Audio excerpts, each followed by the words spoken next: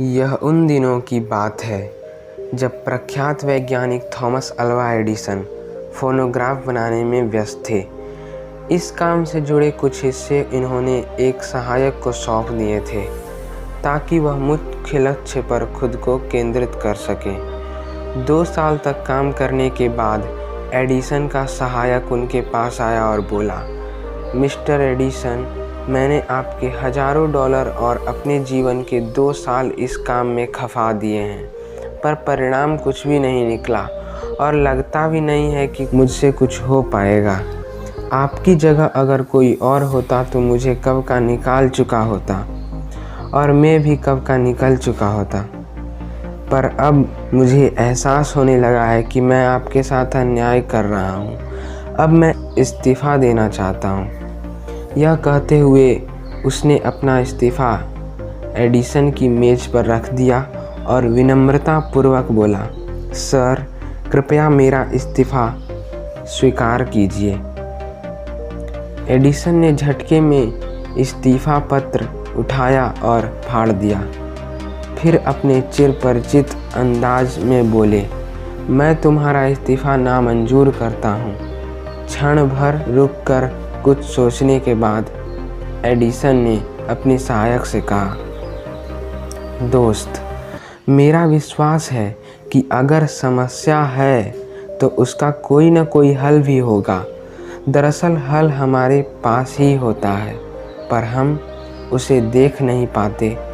इसलिए तुम जिस काम में जुटे हो उसमें लगे रहो। किसी न किसी दिन समाधान अवश्य मिलेगा। वापस जाकर अपने काम में लग जाओ। एडिसन के प्रेरणा भरे शब्दों में उनके सहायक का विश्वास मजबूत कर दिया। वह दोगुने उत्साह से काम में लग गया। एडिसन ने कुछ दिनों बाद फोनोग्राफ बना लिया। इसमें उस सहायक का भी योगदान था। तो दोस्तों, इस कहानी से हमें यह प्रेरणा मिलती है कि लक्ष्य प्राप्ति के लिए धैर्यपूर्वक परिश्रम हमें हमेशा करते रहना चाहिए। आपको आपका लक्ष्य अवश्य प्राप्त होगा। बस धैर्य से उस काम को करते रहिए जिस काम में आपको मन लगता है और चिंता करना छोड़ दीजिए। अपना एक लक्ष्य तय करके उस पर अपनी पूरी शक्ति लगा दीजिए और सफलता वो तो मिलनी ही है। बस एक चीज़ की आवश्यकता है और वह है आपका धैर्य। किसी ने सच ही कहा है कि संकट के समय धैर्य धारण करना मानो आधी लड़ाई जीत लेना है। तो दोस्तों, जिसके पास धैर्य है तो वह जो चाहे वो पा सकता है। संस्कृत में भी एक श्लोक है जिसे अगर आप धारण कर लें तब आपको सफल होने से कोई नहीं रोक सकता।